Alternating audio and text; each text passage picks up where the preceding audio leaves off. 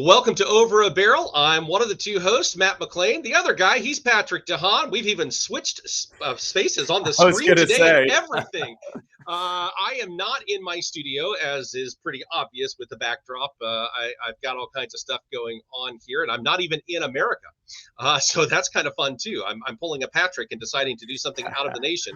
How are you doing, Matt, Patrick? Matt, I'm great for this episode. I believe you're on the right of my screen. So, there we go. And now I'm on the right. So maybe that should mean that we're both going to fire back and forth on political. I'm great. Absolutely. How is Good. how is your vacation going? I'm doing a podcast. I've also done some media appearances this week. So, it's been very relaxing, but I've obviously kept on top of all the different news, gas buddy news, oil news, gas news, you name it, on top of it all in the midst of visiting the Lido deck and enjoying my balcony on my cruise. So I'm thoroughly having fun. And Matt, I it's believe 80 degrees where I'm at right now. and I believe you Uh, were one of the first to transit one of the renamed waterways as well. Why don't you tell us uh, about that? It's very entertaining because we took out of the port of New Orleans, and it was kind of like one of those end of the world movies where the last survivors are all cramming onto the ship and we're trying to get out of Dodge before it all happens because New Orleans has got like 9 inches of snow to Yeah. paralyze the city. Apparently never happened before in life, and we're trying to get out of Dodge, and so we did. And while we were channeling down the Mississippi River, President Trump signing an executive order renaming the Gulf of Mexico to the Gulf of America, backed up by the governor of Florida, Ron DeSantis, who issued a state of emergency, including the Gulf of America counties. So apparently, we were one of the first, if not the first, cruise ship to hop into the Gulf of America waters, and we made our way to Mexico. And I'm still so confused because, I don't know, it's been the Gulf of Mexico for at least 4 centuries. Matt, you So should I'm have still trying bottled to up get some used of the water from the Gulf of America and say this is the virgin Gulf of America water. there and sold it. That's right. Yeah, I'm in the Caribbean Sea right now. It wouldn't matter. But so I'm just, Nobody and I will know don't the think difference. Just grab some water. we haven't renamed it that I'm aware of. So there's so many changes so Yeah. quickly. One of the questions that I was even asked by someone in the news media was, do I expect any surprise announcements from President Trump? And I literally chuckled on the air because I said, it would not be a Trump administration without some surprise announcements. So obviously, he signed over 200 executive orders. He has talked exclusively, not exclusively, but extensively on crude oil, drill, Oh baby, yeah. drill. He wants to lower prices. He's alleviating a whole bunch of, it's just lightning speed, like this, and this. So many instantaneous things that he wants to change. Yep. We need to break some of this down because there's been so much in just a matter of not even 48 hours or so. What's the biggest change that we are seeing when it comes to oil prices and gasoline and all of these things that he is basically signing one executive order after another on? Well, Matt, I think the interesting thing here is that at least to start, a couple of interesting ways that the the Trump administration was greeted into the White House. By the way, it's the most expensive we've ever seen the national average under Trump. The first time it's been over $3. The national average at about $3.14. It's been slowly going up. Oil prices, as we covered recently, hit a multi-month high, reaching $80 a barrel. We've seen them give up ground, but to your point, there is no shortage of different things to talk about, from the energy emergency, President Trump in his executive order talking about pipelines, refineries, oil companies. As you mentioned, the SPR potential refill, tariffs, which now President Trump has talked about that could be implemented here in about the next 10 days. We also have some Biden things that he left behind to talk about still. And then, of course, all the statements supporting President Trump. One of them from the American Petroleum Institute, rather interesting. But a lot of CEOs that you might expect be on the right and left side of the aisle, both kind of greeting President Trump. So this is definitely a different take on where we've been the last 4 years. And there's no shortage of things to talk about. So I think the first one, to your point, the drill, baby, drill mantra has probably been one of the biggest overarching themes of the Trump campaign. And now that Trump is in the White House, let's talk about that executive order mentioned. Before we delve into it, by the way, like, follow, subscribe, give us a comment, send us an email, all of the different ways you can interact with us on this subject. I know it's going to be a very hot subject, but The energy emergency map basically kind of doesn't go into a whole lot of detail on why there's this emergency. There's not really an emergency for my plate. We're producing the most amount of oil the U.S. has ever produced at about 13.5 million barrels a day. That's by far the most oil being produced by any country on the globe. The Russians and the Saudis are down below about 9 million barrels or so. So we are by far the leader. But what President Trump is going to do is he's going to ease restrictions. He's going to try and open up different areas that Biden put off limits. You'll remember in the closing innings of the Biden administration, he slapped sanctions on Iran and Russia. He also closed down a lot, I think over 100 million acres of land and water to drill on. And Trump is probably going to try to reverse those in quick order. But there's a lot of folks that I've been seeing that misunderstand that. There's a big difference between easing restrictions and requiring oil companies to raise production. Because here's the thing, easing restrictions is one thing. It's, kind of like it's easier to make it for you to get a driver's license. That doesn't mean you're going to go out and drive 24/7, right? There's nothing that's going to compel you to use it. So you can ease regulations, but it's definitely not the same thing as oil companies raising production. And so, it arguably will be easier in the years ahead for oil companies to, file for a permit to drill on federal land. There may be less regulations from the EPA on approvals that could be needed on private land, because keep in mind, the restrictions generally only cover federal land, Matt. So, by the way, 75% of the nation's production of oil right now is on private land. Some people are saying, well, duh, because it's really hard to drill on federal land. But you'll remember that Trump was in the Oval Office 4 years prior to this as well. So, what he did 4 years ago could be having an impact now, but we're starting it all over. The count starts over. He's making it easier for oil companies to drill, but that does not necessarily mean they're going to do so. Oil companies are going to do what's in their best interests and the interests of their shareholders. And that's why prior to Trump taking the White House, you saw a lot of oil companies saying, well, remember economics? That's a thing. If oil prices are low, oil companies are probably not going to take advantage of the easing of those restrictions, Matt. So at the end of the day, there's not a direct correlation between the president easing those requirements and increasing U.S. oil production. It will happen over time, but there's not going to be a massive, huge wave of oil hitting the market tomorrow. So that's something that will take years. One of the things that I've seen him talk about is that he wants Europe to be buying more crude oil and more fuel, gasoline, and I guess diesel and other aspects from America. Let's dive into that for just a second. I know that you and I have talked about some of this in the past about what refineries can and can't even utilize for different types of oil that get pumped out of the earth across the globe. Talk to us about that. Is that even an option for Europe to buy more crude oil and more types of fuel from us? Will the refineries even handle the type of oil that we no, it absolutely is possible. Europe is our number one destination for a lot of American natural gas already. Obviously, because of the Russia war in Ukraine, Europe is turning elsewhere. So yeah, it absolutely is going to be easy for them to do. And Trump is going to put a lot of pressure on Europe to buy more American crude oil, which tends to be lighter.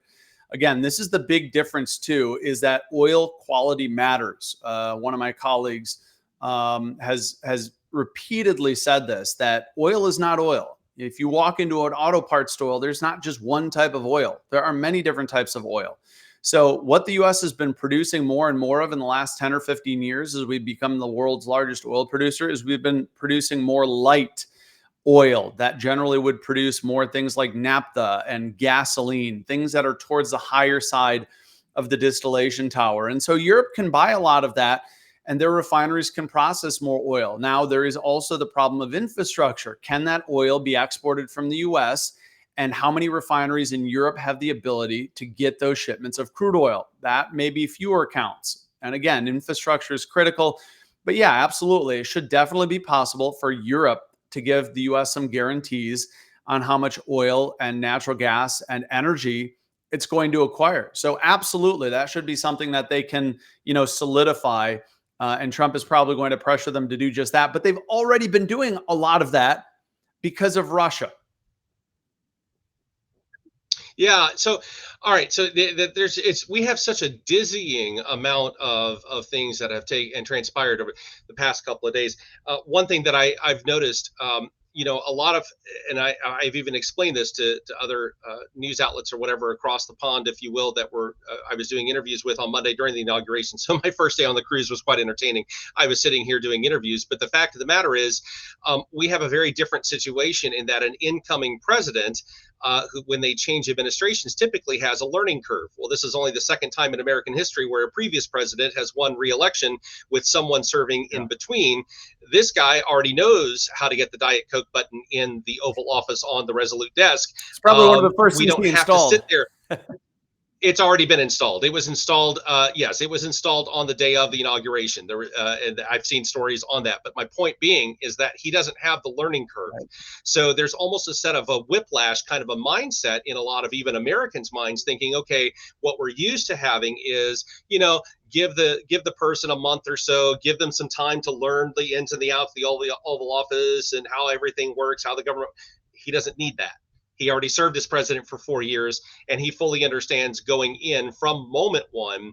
And so there's a lot of changes happening Those so executive fast orders are that a lot literally of flying. Americans, It's like a ticker tape parade, you know? It's just it's like executive orders that's right. everywhere.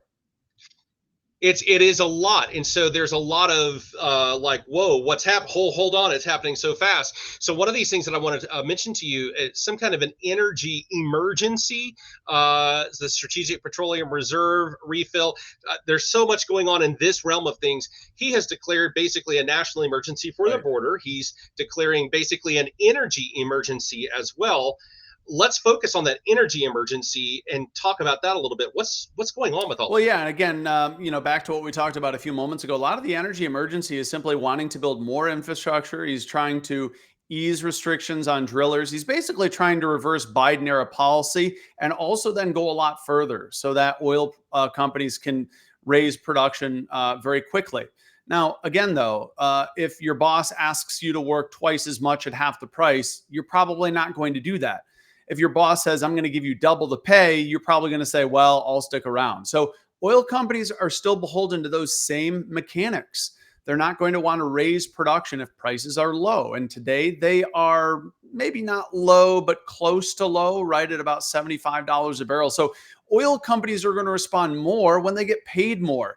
And what President Trump is trying to do is ease restrictions, but that generally will create a lower price environment where oil companies may not produce as much. There's a simple fact of the matter is that generally Democrats restrict oil companies' activities. They have policies that is more pro-environment, which result in higher oil prices. And under Republicans, it's the opposite. It's deregulation, less environmental requirements, which generally undermines the price of oil, which generally could translate to lower oil prices. So that's kind of the problem that Trump has. But he's also wanting to build more infrastructure. But again, President Trump can't control companies in the way that he can't just say, build pipelines, right? The economic conditions have to exist for companies to want to build something. And then President Trump can say, I'm going to make it easier for you to build, right? But if the amount of spending is not there, companies aren't going to do what he wants them to do, right? Because right now, obviously the last 4 years, there's been kind of an accelerated transition to EVs. It's slowed down now.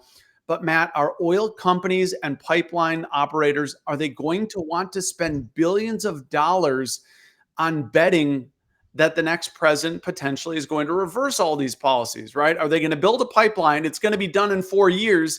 Who's going to be in the White House in 4 years? That's a huge risk, right? If you're investing billions of dollars, you're going to want to have a solid future for a return on your investment. And that's why while the president can make it easier, oil companies may not want to build refineries. Pipeline operators may not want to build some of the pipelines.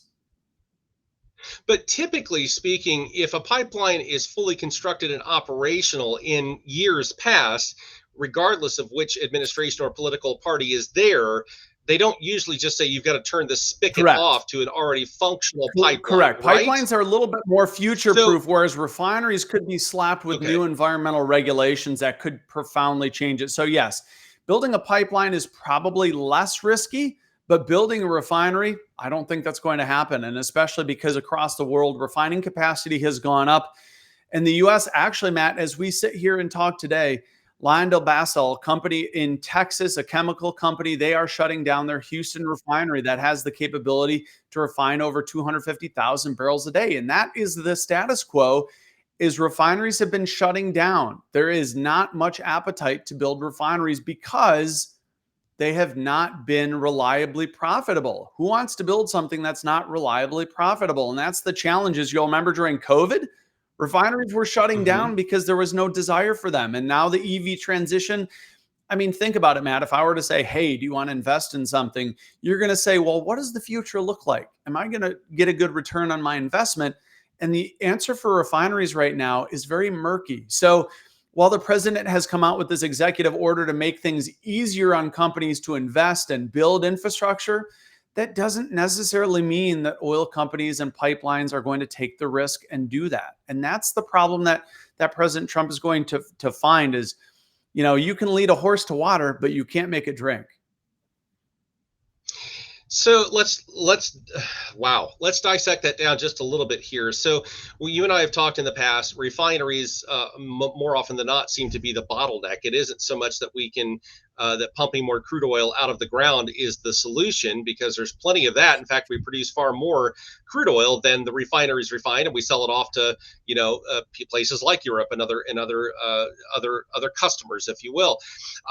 So now that President Trump has, in his view, done away, well, not in his view, I mean, he signed an executive order, so it's done. I mean, it's a legally binding situation. He's done away with the electric vehicle mandate. That was an executive order that he signed, one of the first 200 on the first day in office. This was in the same situation, if you will, in a seamless manner of wanting to bring everything back to more of a fuel type of a situation. When I say fuel, I mean, I realize batteries could be considered that as well. I'm talking gasoline, diesel, that type of a fuel, crude oil base.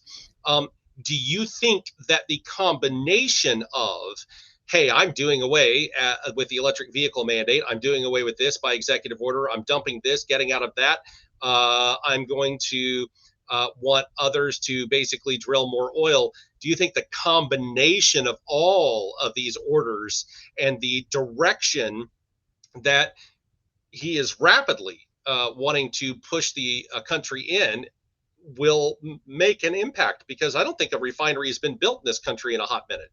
Yeah, there have been some refineries built. They've not gotten the publicity. They have not been large, but yeah, there have been new refineries built in the last couple of decades. They tend to be called what we call teapot refineries, which are very small units that may be in areas that it's really hard for. I think actually a refinery was built in West Texas to be able to turn natural gas into things like gasoline, because there's an excess of that. You can do that? They've patented it. It's a very small facility, but yeah, that's something that we could talk about in a future episode. But Matt, what's really interesting is that the EV mandates are changing. It's still going to take a long time for companies to potentially. Here's the problem with all of this: companies that produce cars, companies that drill oil, companies that build refineries, they're looking beyond the next 4 years. You're not going to build your future based on 4 years. You're going to build your future based on the next 40 years. So the question has to be, are we going to start investing in things if they only have a 4-year shelf life? Or are we going to invest in safer things that may have a 40-year shelf life? So even without an EV mandate, I wouldn't expect auto manufacturers are just going to go back to producing a bunch of like big SUVs that are gas guzzlers, right? They're going to hedge their bets. They're going to maybe build some vehicles that they had a risk to do so before, and now they may not hurry their EV transition as much, right? They may not have as many EV options, but they're not going to hedge their entire company on what happens over the next 4 years, regardless if it was Trump or a Democrat or Biden. They're just going to plan for the long run. So, getting back to the energy emergency, it's nice to have fewer restrictions and be able to do more, but companies are still planning for the much, much longer road than they are the next 4 years. But is it an emergency? Is it what Patrick DeHaan would consider to be an emergency? And I hate to put you on the spot like that. Let me rephrase it, because I don't think that's fair to you. You're not in charge of an oil company. Do the oil company, leaders, executives see things as an energy emergency? I think that's probably a better way of I don't asking. think they see them as emergency. They feel that regulations are getting in their way of doing business, and they'd like for some of those regulations to be eased. But yeah, as an analyst, on paper, the numbers I see, there's definitely not an emergency, but the emergency aspect gets the public's attention, right? This is where political science comes into play, is like, let's create a crisis so I can solve said crisis. And a lot of people, depending on where you are in the political spectrum, think that this is the answer that they've been waiting for. So, and that kind of highlights, though, the interesting conflict here, Matt, is that while President Trump has talked about cutting energy prices, the one thing that we haven't really touched, the Strategic Petroleum Reserve refill, I'm hopeful that most of our listeners can understand, hey, if you're buying 300 million barrels of oil, is that going to drive oil prices down or up? So, that kind of flies in the face of cutting energy prices. Now, it depends on how they do it, right? We've said this when President Biden was refilling the SPR. By the way, those refills, the Biden administration will continue for the next 5 months or so. So just be aware that the SPR is continuing to go up every week, as it has for over the last year. And that will continue because President Biden had continued to buy oil until about May. That's when those deliveries will finish up. Anything beyond that could potentially be Trump. But Trump's plan to refill the SPR to the tippy top, by the way, is about 715 million barrels. There's probably not a need to refill it completely up. Here's the problem. If the U.S. refills the strategic reserve, it's going to cost $22.5 billion at today's rate. $22.5 billion is certainly, I can't rattle off. Let's look at the budget of U.S. defense. It would cost that much. Let me ask it this way. It would cost that much on paper, but as they are releasing the crude oil, they're recouping that money. You're talking about selling it back releases on the open market. No. I'm just saying that on paper, yes, you're talking about a lot. You're talking about releases. We're talking about refills, right? Yeah, correct.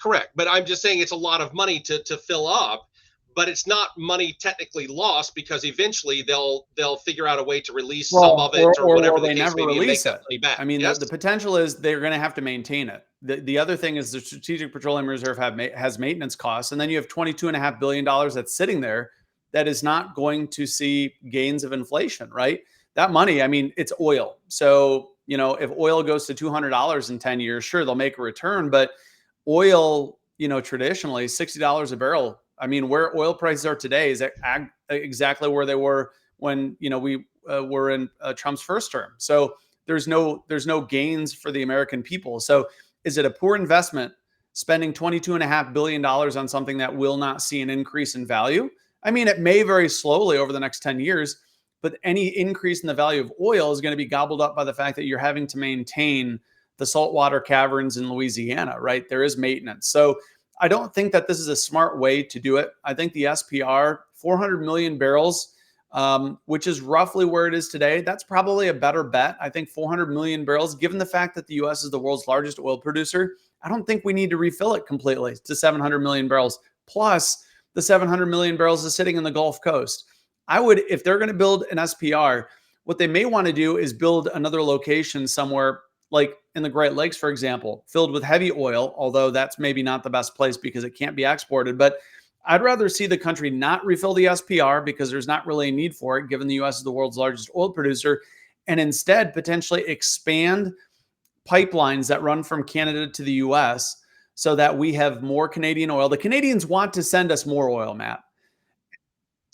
Oh, but Patrick, you're touching on a situation that may involve tariffs. Again, that's a very as we evolve to tariffs, it's a really foolish idea because the U.S. receives 4 million barrels of Canadian oil every day. If suddenly you drive the price of that Canadian oil up, you're not going to see Canada sell as much probably crude oil to the U.S. And then where are they going to go? They're going to look for a market to sell the oil that they're producing, Matt, and then they're going to find other partners to work with. And that's a danger because the U.S. is a long, stable partner with Canada. Canada likes us. We like Canada. Why on earth would you tariff something unless you want Canada to start making their own pipelines? There's an inherent danger with that because that will risk refineries in the Great Lakes that suddenly have to compete more for Canadian oil. If that Canadian oil, if a lot more of it ends up in the global market, Matt, Canadian oil, by the way, has almost for its entire existence been a discounted type of oil. because they rely on the US. Their oil, barely any of it now makes to the global market. They built their own pipeline now. The Canadians did after the Keystone XL was canceled. The Canadians built a pipeline called the Trans Mountain Pipeline. It goes from Alberta to Vancouver, where now some of that oil, I believe about 800,000 barrels a day, can be exported. So the risk is, Matt, more That's a hands in long the cookie pipeline. jar are going to mean less cookies, which means the price will be higher. So, this is a big risk. If we tariff Canadian oil, it may push the Canadians to start building new pipelines so that they can sell their oil at market prices instead of selling their oil to the US at discounted prices. And why are they discounted? Because again, a lot of that Okay, oil so is landlocked to the US. That's why it's discounted, because it can't flow anywhere else. So is it a fair statement to say that those in the Midwest who pay less, Illinois excluded, obviously, because of the fuel taxes there, which is why the fuel is so much more expensive? Illinois, in and of its own, for fuel prices, seems to be more of an island in the Midwest when it comes to pricing, at least for consumer base, not necessarily the wholesale. So are we talking about the Midwest as a whole overall being in jeopardy of having an increase, in a long-term increase in gasoline prices at the pump, because of our reliance on what you have phrased as discounted crude? Are we talking like we could see an upset in prices in the Midwest Well, as a result of immediately and tariffs? long run, there could be an impact because the Great Lakes right now, most of the refineries, many of the refineries in the Great Lakes and the Midwest process a good amount of Canadian crude oil. Now, there's a short-term risk and a long-term risk. The short-term risk is if there's tariffs implemented, suddenly the price of that Canadian crude oil is going to go up 25%. And if we check the price of Canadian crude oil as it stands today, the price of Western Canadian Select is $63.33 a barrel. You probably think that sounds low. Again, I said Canadian oil trades at a discount. Today, the price of West Texas Intermediate is $75 a barrel. So, Matt, $63 a barrel sounds a lot better than 75. But if Yeah. suddenly you throw a 25% tariff on it, the price of Canadian oil shoots up to $79 at today's prices, which is So $4 higher. what does So that translate, do you think, to the short-term risk is that the gas gas prices will be pump? going up in the Great Lakes because the price of oil that refineries are buying is much higher. And then the long-term risk, Matt, is that if the flow of oil changes dramatically, if these refineries in the Great Lakes suddenly have to buy or are buying oil elsewhere, it's going to undermine the lower prices that the Great Lakes may have been able to take advantage of. Like Wisconsin today, by the way, is pretty cheap. But there's also profound impacts because Canadian oil produces more products like asphalt and diesel and jet fuel. So there's a lot of potential impacts here just based on the type of oil that Canada brings us. So tariffs are a death sentence. The longer they go, the more worrisome it is, because in the short term, it's going to mean higher oil prices. And in the long term, it's going to mean potentially that these refineries start changing their configuration and that the Great Lakes could be at risk of paying more. And when you say Um, Great Lakes, are you talking a region that involves specific? I mean, let me ask it this way: are we talking like Iowa, Missouri, Illinois, Indiana? Are some of these states potentially like in line to see a sudden jolt in prices because of tariffs, or is it somewhat limited to just a handful of states? Well, I'll pull up a map for you, or I will try at least here, because there have been some really good maps that show, the flow of oil into the United States, and I'm trying to find one. But yeah, generally, Matt, the areas. So the Northeast is also at risk with potential tariffs.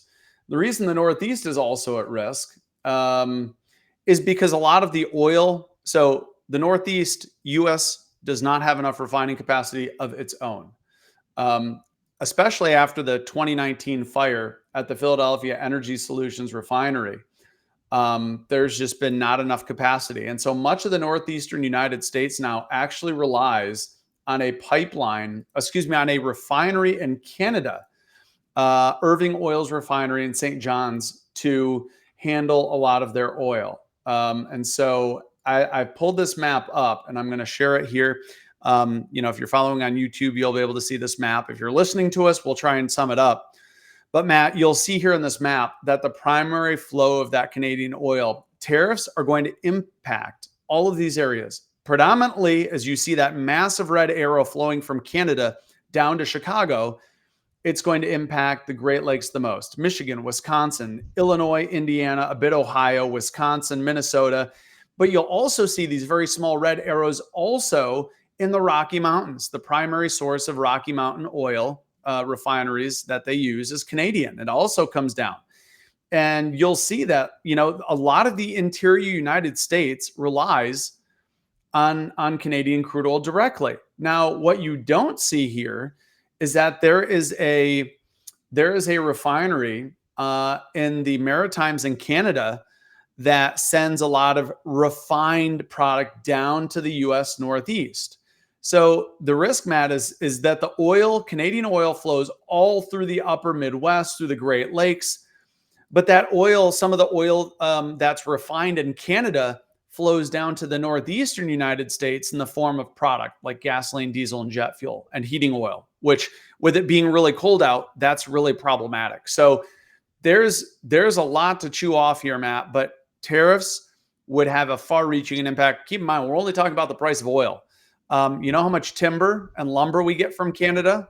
Housing costs have not been cheap already. It's a lot. Exactly. So car parts have been huge. There are huge auto manufacturing facilities in Canada as well. So let's just say that tariffs are a huge risk. Any economist, I believe, feels the same, is that this is a huge issue. So, it almost seems, Patrick, like he's in his mind, and I'm not trying to read the president's mind by any stretch, but it almost seems like at this point in his mind, he's going, okay, I'm going to play a little bit of a game of checkers or chess here. I'm going to raise tariffs, which may raise prices on crude oil, but then I'm going to declare an energy emergency and then try to twist some arms to get the price back down so that there won't be an actual impact. Then I'm going to declare, you see what I'm saying? Like, it's almost like, okay, this will raise it, but if I do this, then that will put pressure on it to keep it from going. And I'm not saying that's where his mind is at, but if you start connecting some dots there, and the Strategic Petroleum Reserve, let's make sure it's filled to the brim just in case I have to do something with that, in case plan A doesn't work out, in case plan B doesn't work out, then I've got plan C. Yeah, it's kind of where that it's a high risk. It's a high risk game, and hopefully there's some very smart people in the administration telling them that this is what's going to happen, but it's not going to be good. Now, I'd like to also pull up, Matt. I mentioned that map of Canadian oil. I have another map showing here the reliance. Now, again, this is a map showing if you look imports from Canada. If you look, Matt, there aren't a whole lot of refineries or bulk terminals here. Look at Maine. They get product from Canada, rail, truck, imports from Canada, other imports. So the risk here is that the Northeast, they don't have a whole lot of infrastructure here. Look at the pipeline as blue arrows. The only pipeline really is from the Port of Portland interior to Bangor, Maine. And, you have a small pipeline that runs to Springfield, Massachusetts. But look at that map, Matt. There are almost no pipelines here. And so what the risk is that the northeastern United States is going to be at risk for tariffs as well, because they import a lot of refined product, as I mentioned, from Canada. It's not only oil that could be tariffed, Matt. It's all potential goods from Canada, including gasoline, heating oil, jet fuel, diesel. And so that is a huge risk here as we move forward. It's not only tariffs on oil, but tariffs on refined product that flow from Canada.